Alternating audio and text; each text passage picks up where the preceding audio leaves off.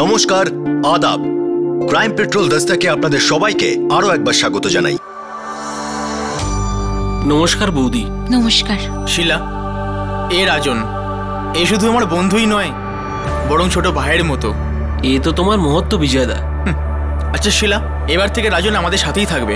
এ এখন আমাদের পরিবারেরই একজন। দেওর হয় তোমার।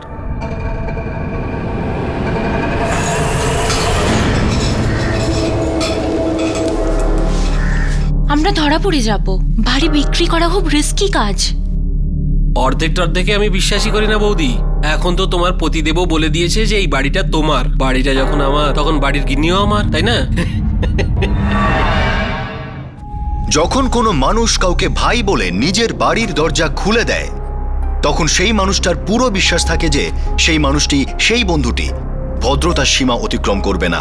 কিন্তু যখন বিশ্বাসঘাতক সেই বন্ধুর ছুরি পিঠে আঘাত করে, তখন আর বলার মতো কোনো ভাষা থাকে না। এপ্রিল 2011, আগ্রা, উত্তরপ্রদেশ।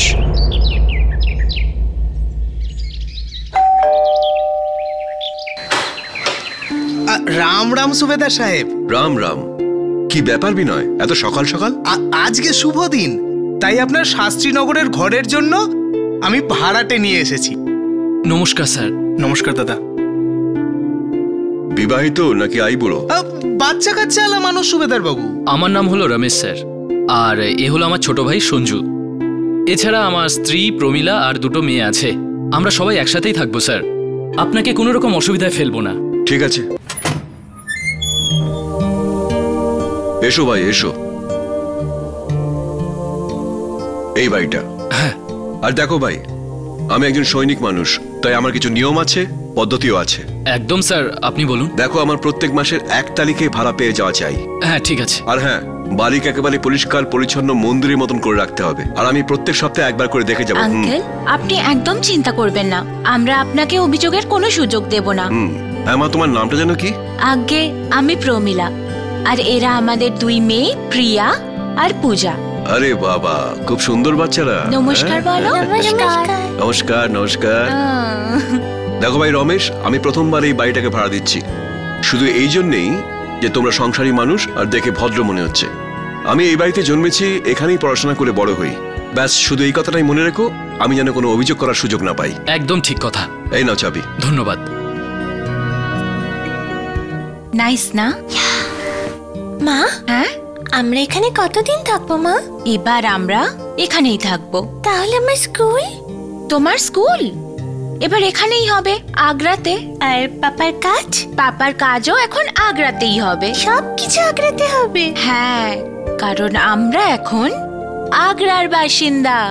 আর এটা হলো আমাদের তাজমহল।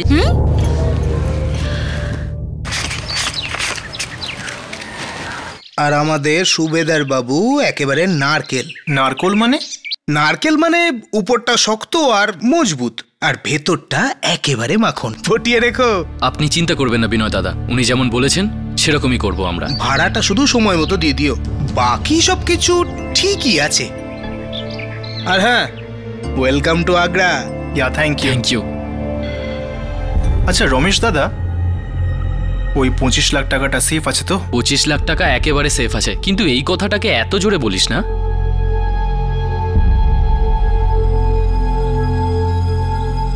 দেখলে এই পরিবারটিকে সাধারণ মধ্যবিত্ত পরিবার বলেই মনে হচ্ছিল, যারা আগ্রায় সেটেল হতে যাচ্ছিল।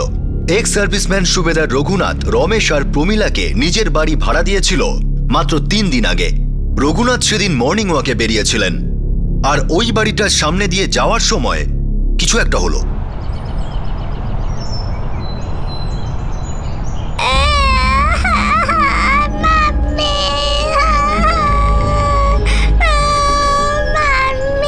এটা তো নতুন ভাড়াটের বাচ্চার কান্না মনে হচ্ছে।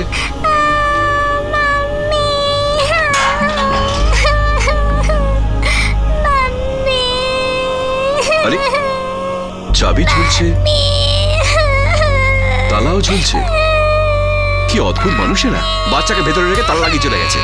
মজা দেখাচ্ছি আমি। এইভাবে কেউ বাচ্চাকে রেখে চলে যায়?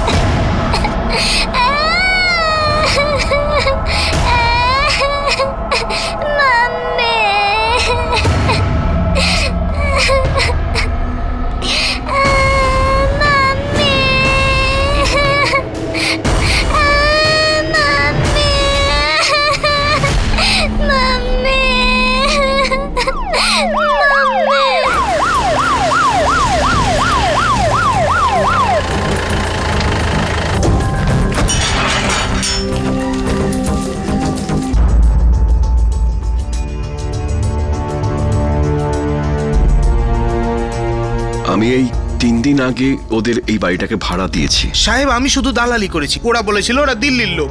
নাম বলো সবার। স্বামী রমেশ, স্ত্রী প্রমীলা, আর রমেশের একজন ভাই আছে সঞ্জু, বড় মেয়ে প্রিয়া, আর ছোট এই যে পূজা। পূজা মা, বাবা সঞ্জু কাকু কোথায়? বলো মা।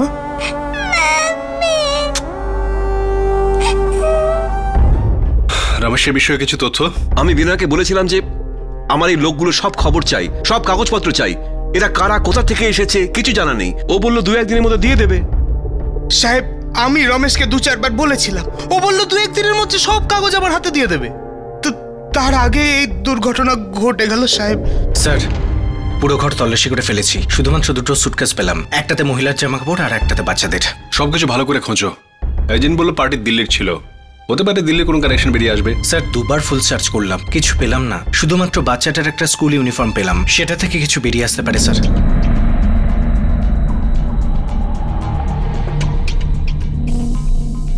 মা এটা তোমার প্রিয়া দিদির স্কুল ইউনিফর্ম?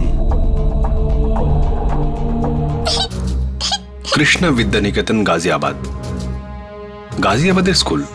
আর রমেশ বলছিল ওরা নাকি দিল্লির। হয়তো মিথ্যে বলছিল সাহেব। কে? রমেশ নাকি তুমি? ভগবানের দিব্যিকে বলছি সাহেব, আমি সত্যি বলছি সাহেব, আমি কিচ্ছু জানি না। ওর মোবাইল নাম্বারটা তো জানো নিশ্চয়ই? হ্যাঁ সাহেব সেটা আছে, আমি দিচ্ছি।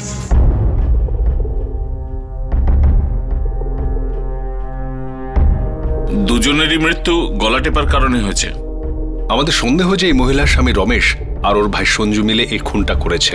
মা আর মেয়ের দিক থেকে কোনো রেজিস্ট করার চিহ্ন নেই, কোনো হাতাহাতিও হয়নি। এত তাড়াতাড়ি হয়েছিল যে দুজনে ভাবতেই পারেনি হয়তো।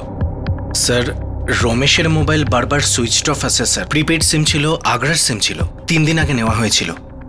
খুব জোরালো প্ল্যানিং মনে হচ্ছে, কিন্তু একটা ব্যাপার বুঝতে পারছি না যে দ্বিতীয় বাচ্চা পূজাকে জীবন্ত ছেড়ে দিল কেন? কাঁদে না শোনা, খুব ভালো মেয়ে তো। দেখো দেখো চকলেটটা খাবে, দেখো বিস্কুট আছে, দেখো বিস্কুট খাবে। এই দেখো তোমার জন্য খেলনা আছে, এই দেখো দেখো দেখো দেখো। আর কাঁদে না শোনা, দেখো আমি তো আছি, এই সবাই আছে, সবাই ঠিক করে দেবে। কাঁদে না শোনা, একটু মনে করে বলো যে কি হয়েছিল, কি দেখেছিলে তুমি, বলো শোনা, বলো বলো। আচ্ছা পূজা, তুমি না শুধু মাথা নেড়ে হ্যাঁ বা না বলো, ঠিক আছে? এটুকু তো করবে প্লিজ, করবে তো? গুড।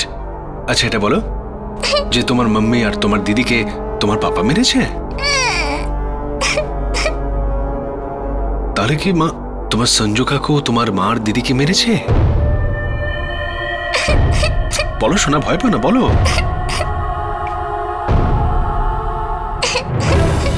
এর মানে হলো সঞ্জু হচ্ছে খুনি। তাহলে স্যার রমেশ উধাও কেন? পূজা আচ্ছা শোনা, এটা বলো যে তোমার বাবা কি কোথাও গিয়েছেন? কোথায় গেছে বাবা? মনে হচ্ছে সঞ্জুই নিজের আক্রোশ বার করেছে, নয়তো টাকা পয়সার ব্যাপার। স্যার খুব একটা বড় লোক ছিল না ওরা, থাকার জন্য যখন এসেছিল তখন হাতে মাত্র 3টে সুটকেস ছিল স্যার। মনে হচ্ছে খুবই জটিল কেস। আমাদের কাছে প্রত্যক্ষদর্শী আছে কিন্তু সাক্ষী নেই।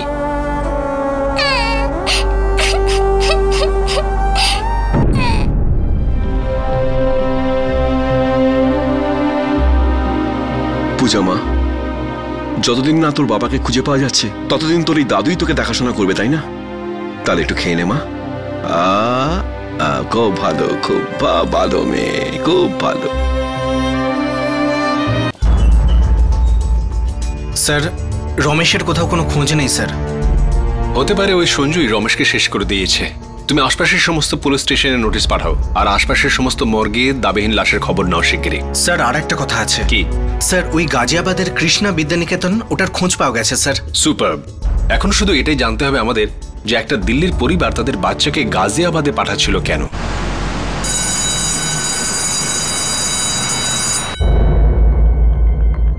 হ্যাঁ, এই বাচ্চাটা আমাদের স্কুলেরই ছাত্রী, ওর নাম ছিল প্রিয়া, 3rd স্টুডেন্ট ছিল। আমি ওর ক্লাস টিচার। 1 সপ্তাহ আগে প্রিয়া ওর বাড়ি থেকে একটা লিভ নোট নিয়ে এসেছিল। সেটাতে ওর মা 10 দিনের ছুটি চেয়েছিল। লিভ নোটে লেখা ছিল যে বাড়িতে কোনো ফ্যামিলি ফাংশন আছে। কিন্তু এদের তো আগ্রাতে শিফট করার কথা ছিল, সেখানে বাড়িও ভাড়া নিয়েছিল।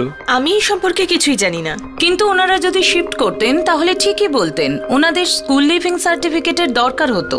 ওনাদের গাজিয়াবাদের ঠিকানাটা আমাদের রেকর্ডে আছে, হতে পারে সেটা কোনো সাহায্যে লাগবে।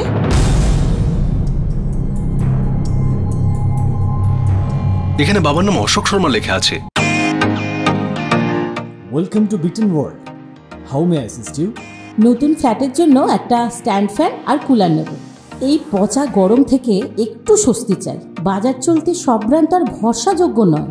তার জন্য তো আমাদের ফ্যান আছে, all purpose bullet table fan, ceiling fan. আমাদের সিলিং ফ্যান কিন্তু 30 মাসের ওয়ারেন্টি সহ পাওয়া যায়। আছে ফারাটা 2 বছরের ওয়ারেন্টি, 17 থেকে 20 মিটার এয়ার ফ্লো, মধ্যবিত্তের সাধ্যের মধ্যে একমাত্র ভরসাযোগ্য ব্র্যান্ড বিটন। আমাদের কুলারের কিন্তু অনেক range, 45 litres, 50 litres, 70 litres, 90 litres, 110 litres.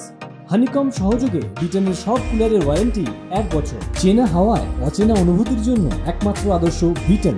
গরমে স্বস্তি পেতে বিটনের ফ্যান হোক বা কুলার আজই আনুন বাড়িতে। Vuitton, digitally yours. রমেশ হওয়া উচিত ছিল, তাই না? রমেশ কেন হবে? প্রিয়ার ফাদারের নাম তো অশোক শর্মা। তাহলে রমেশ মিথ্যে নাম, নাকি লোকটাই আসলে মিথ্যে? এই প্রথম ধাক্কার সঙ্গে পুলিশের হাতে এই কেসের প্রথম সূত্র আসে। দ্বিতীয় ধাক্কাটা লাগে গাজিয়াবাদের সেই ঠিকানাটি দেখে, যেটা প্রিয়ার স্কুলের রেজিস্টারে লেখা আছে।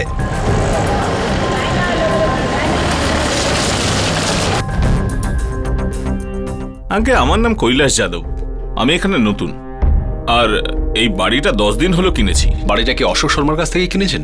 কে অশোক শর্মা? আমি তো প্রমীলা শর্মাকে চিনি। এই বাড়িটা ওনার নামে ছিল আর আমি ওনার থেকে কিনেছি। প্রমীলা শর্মার স্বামীকে দেখেননি? স্যার, আমি তো প্রমীলা শর্মাকে কখনো দেখিনি। তার মানে এই সমস্ত কাজগুলো তো এজেন্টই করেছিল। এই এজেন্টটাকে, তার নাম্বার দিন। দিচ্ছি। স্যার, এই নিন আমার লাইসেন্স। 15 বছর ধরে বাড়ি বিক্রি করছি স্যার। এটাও বিক্রি করলাম প্রমীলা শর্মার জন্য, পুরো 25 লাখে। খরিদ্দার কৈলাস যাদব। সব কাগজ ঠিক আছে স্যার। প্রমীলা শর্মাকে চিনলেন কি করে? উনি নিজে এসেছিলেন। একা? না, একজন লোকও ছিল ওনার সাথে। কে সে লোক? রমেশ। 25? শুধুমাত্র 25? মার্কেট রেট ভাই। আরে পুরো বাড়িটা বিক্রি করছে ভাই, তাও আবার সব ফার্নিচার সমেত। লোকটা পুরো পেমেন্ট ক্যাশে করছে, কোনো কিস্তি বিস্তিতে না। আরে তাতে কি, কম করে 35 তো পাওনা হয়ই স্যার।